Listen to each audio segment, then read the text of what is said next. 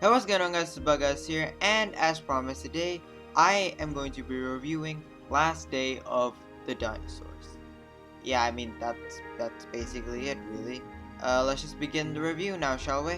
Although I should say that I do hope this will be a more pleasant experience than watching Clash of the Dinosaurs.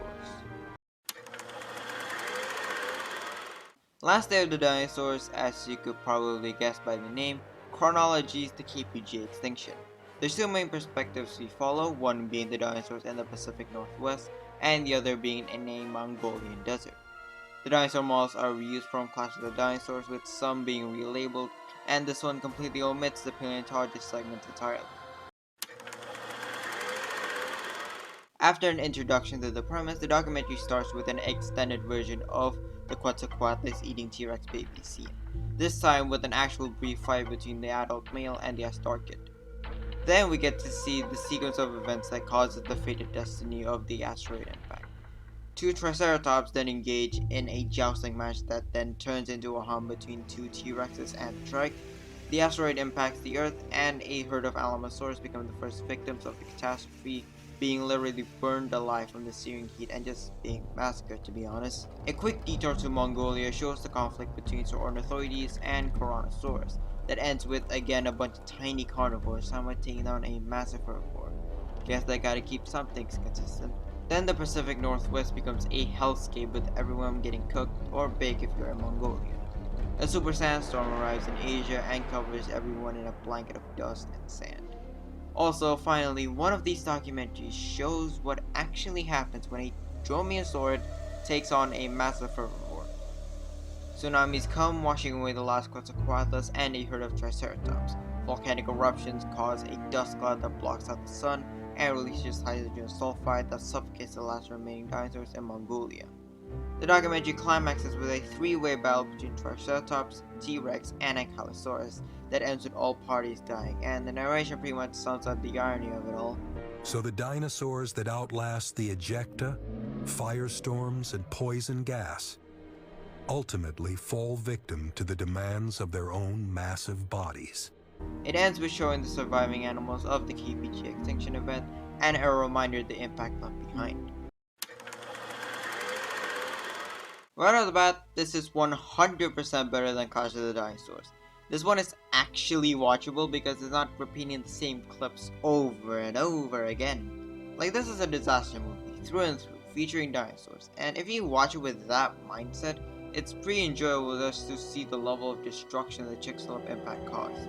That's not to say it doesn't have some science stuff in it, because it actually does, and it's also kind of explained in surprising detail that actually helps you understand the information being presented.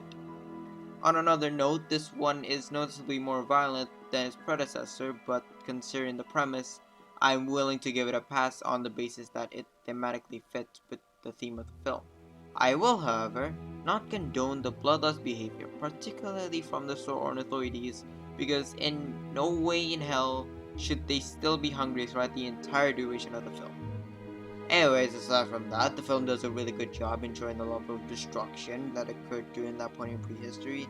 You could really sense that this was one of the biggest events in Earth's history just from what is shown, and that the dinosaurs really had no hope of surviving. Well, the non-avian dinosaurs, that is. The narration also fits really well. It uses a combination of scientific information with poetic lines that works really well within the context of the film.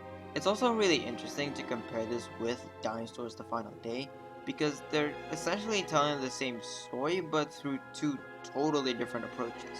One goes for science and education while the other goes for entertainment and spectacle.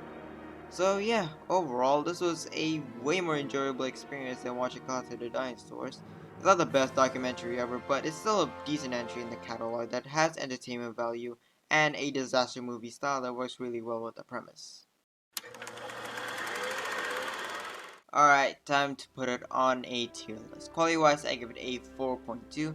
It's not bad, like genuinely, it's not a bad documentary by any means. It has spectacle, but it also has some substance to it, it's not just pure blind entertainment and spectacle, which to be honest, considering the premise, would have been fine, but like, it does actually have some scientific information that actually does kind of teach the audience something more about the whole KBG extinction event.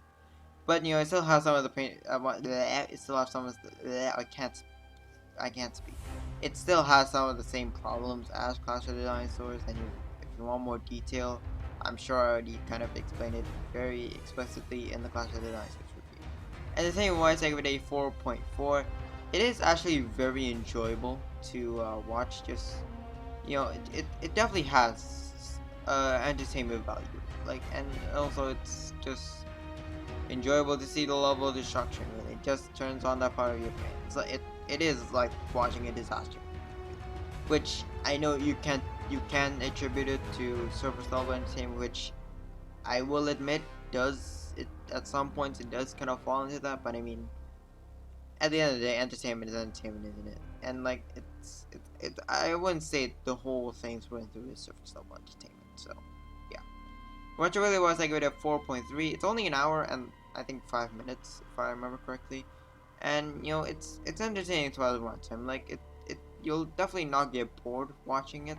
And also the relatively fast pace also helps with this because you kind of go through the film pretty fast. Although it does kind of make it make the scenes not settle before moving on to the next. Which I mean, depending on what you prefer, is good or bad, but I mean, Reservoir was I think you can watch it over and over again. I mean, probably not that much, but you know what I mean. And as for my personal opinion, I give it a 4.3. I enjoyed it. Like after watching Clash of the Dinosaurs, I definitely I'm glad this one is way better than that damn documentary. And I do have some nostalgia for it since this was one of the first kind of what's the right word? Kind of main documentaries I watched growing up. So yeah, I do have some nostalgia for it, and which may cloud my judgment, but hey, it's my review, my list, whatever. And that gives it a total score of 17.2, giving it actually the same score as Dinosaurs the Final Day, which is interesting. And so I mean, it's putting in the A tier, right next to Dinosaurs the Final Day. Hope you guys enjoyed the video, be sure to leave a like and subscribe.